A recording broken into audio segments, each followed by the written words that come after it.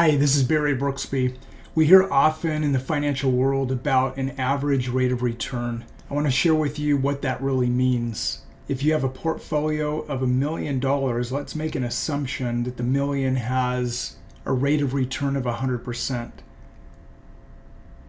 It would take your million to 2 million. But what happens in the second year if you lose 50%? You're back down to the same million that you started with. However, year 3, you have another great year, 100% rate of return, you're back to 2 million.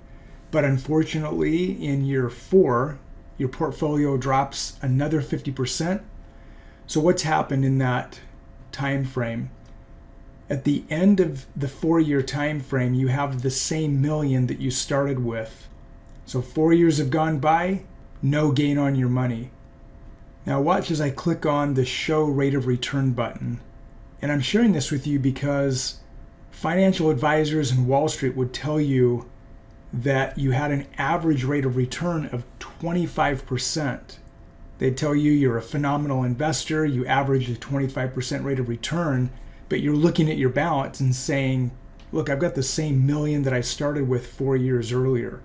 Your actual rate of return is 0. And this is the fuzzy math that gets used in the financial world and on Wall Street to convince investors to invest with them. But frankly, it doesn't work. You might think here that this example is exaggerated with losses of 50% and gains of 50%.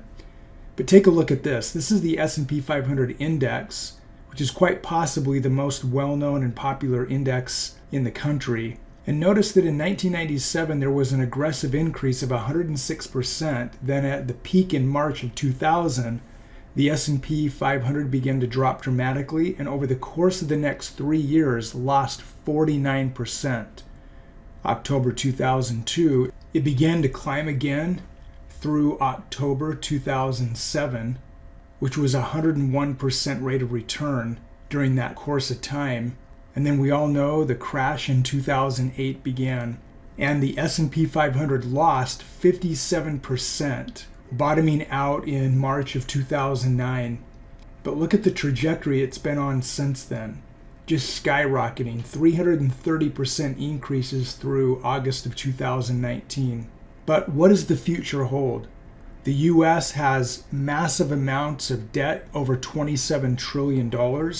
Social Security has nearly more going out than coming in. The pressure on Medicare and Medicaid.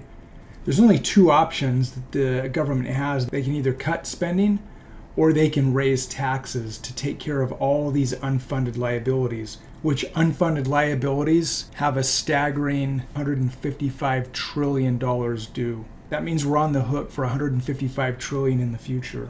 So as we go through this S&P 500 index example, 100% return and a 50% loss is no exaggeration. This is reality. And now the S&P 500 is climbing, but we don't know what the future holds or what it will continue to do. Will there be another major crash or correction? Is your portfolio at risk? The idea is we want certainty and predictability.